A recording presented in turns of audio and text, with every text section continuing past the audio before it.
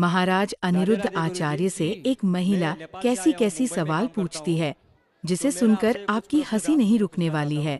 महाराज जी की महानता ऐसे नहीं है। महाराज जी सैबोन के बातों को सुनते और शालीनता से जवाब देते हैं। राधे राधे दोस्तों, महाराज जी बताते हैं शुद्ध लड़का ब्राह्मण लड़की से शादी कर सकता है कि नहीं, अपने से बड़ी लड़की के साथ शादी कर सकता है कि नहीं।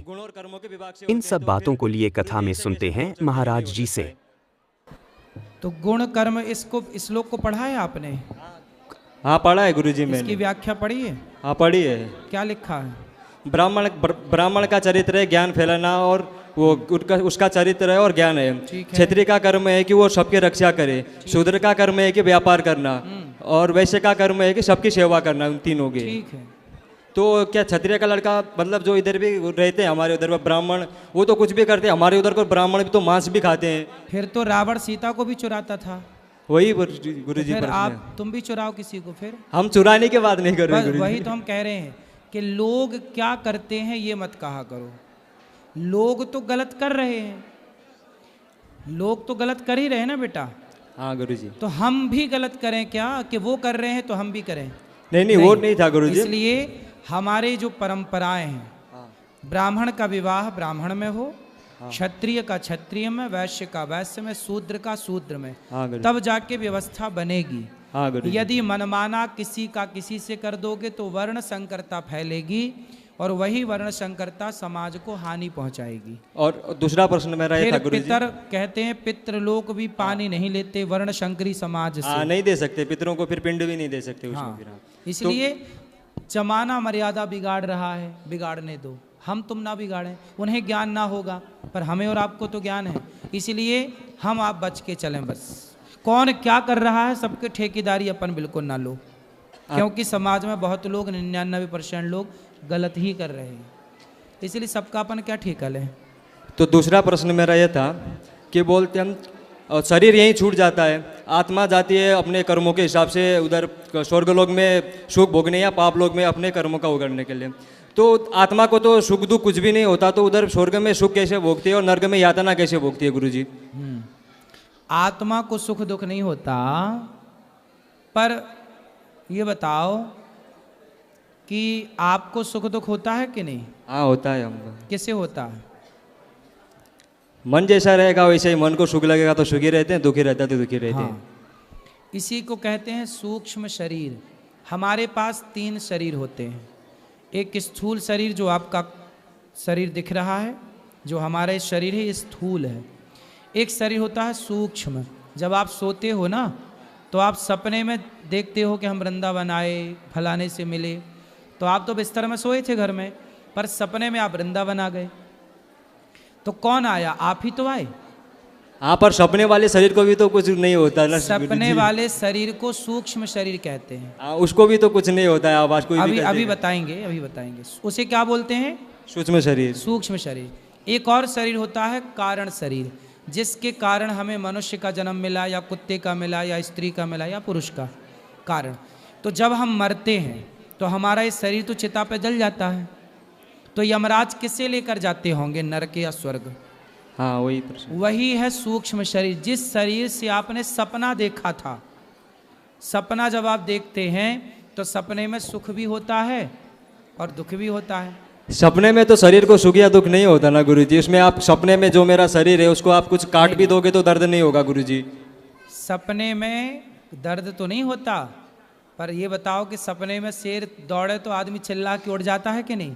हाँ उठता है। फिर सपने में रोता है कि नहीं, हंसता है कि नहीं? हाँ या ना? सपने में भी आभास तो होती है ना बेटा। कई बार सपने में स्वप्न दोष होता है। क्यों हो गया? वहाँ तो कोई स्त्री नहीं थी, वहाँ तो कोई स्पर्श के लिए नहीं था, फिर क्यों आपका स्वप्न दोष हो गया? क्योंकि स्वप्न में भी जो आप क्रिया करते हैं वो शरीर प्रभावित हो रहा है। हाँ या ना? तो शरीर तो ये मर जाएगा, जल जाएगा, पर जो सूक्ष्म शरीर है, उस सूक्ष्म शरीर 4 चीज़ों से मिलकर बना है। मन, बुद्धि, चित्त, अहंकार। कबीर जी कह रहे हैं कि माया मरी न मर मरा, मन मरा मर मर गया शरीर, आशा तृष्णा ना मरी, कह गए दास कबीर।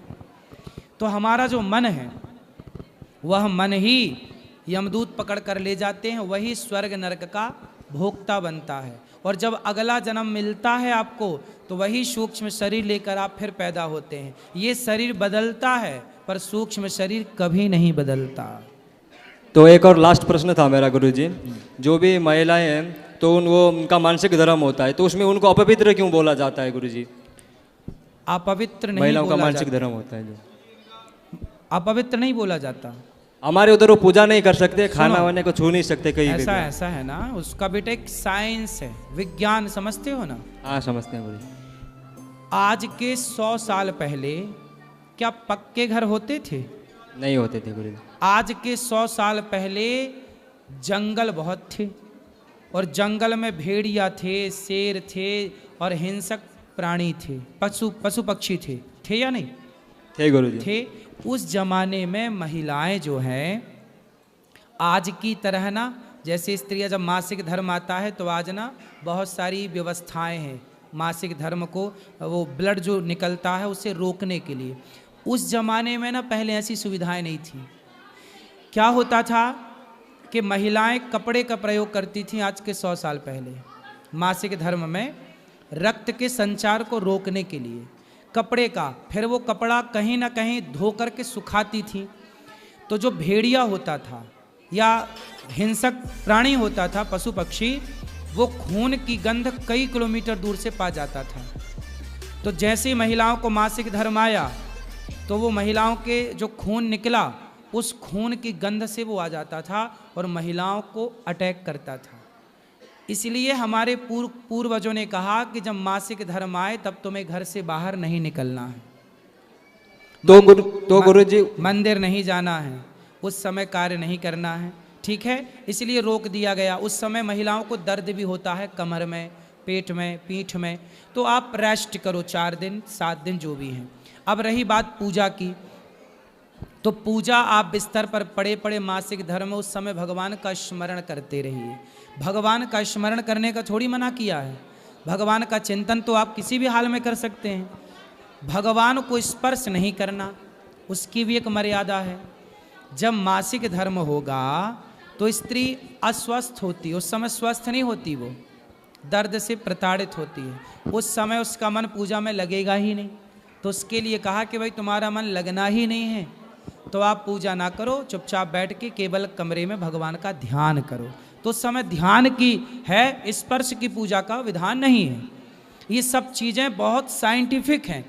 उस जमाने ये सब आज थोड़ी बन गई, आज तो सब चीज़ों की व्यवस्था हो गई है। आज के 100 200 साल पहले महिलाएं कांच लगा के साड़ियाँ पहनती थीं। आज भी महाराष्ट्र में स्त्रियाँ साड़ी को कांच लगा के पहनती हैं, ठीक है? आज जो प्रयोग चलते हैं स्त्रियों के लिए, ये पहले नहीं था। पहले अलग तरीके से बहुत ज़्यादा तकलीफ थी पहले के टाइम पर। और सुनो, पहले के टाइम पे तकलीफ क्या थी कि घर में पानी भी नहीं था, कुआं जाओ साफ करने के लिए। अब देखो महिलाओं को रक्त संचार जब होता है तो 2-2 बार 3-3 बार उसे साफ करना पड़ता है। अब ये बताओ कि उस समय पर कुआं थे, तालाब थे और नदियाँ थीं। घर में टोंटी वाला पानी तो नहीं था कि नल खोल और पानी घर पर अवेलेबल था। तो उस समय पर पुरुष उनकी देखरेख करता था, पुरुष तालाब से नदियों से पानी उनके लिए लाता था। पुरुष जिनको जो और अन्य महिलाएं थी वो उनका साथ दिया करती थी। ये सब पुरानी बातें हैं। आजकल के लोगों को ये लगता है कि देखो हमें रोका जा रहा, हमसे ये नहीं करा। उसके पीछे साइंस तो समझो, भला भी तुम्हारा है। तुम्हें 7 दिन रेस्ट के मिल रहे हैं, रेस्ट क्या नहीं कर रही हो मन लगा के? आखिरी सवाल गुरुजी जी, क्या कोई लड़का खुद से बड़ी उम्र की लड़की से शादी कर सकता है? कितनी बड़ी? 1-1.5 साल 2 साल?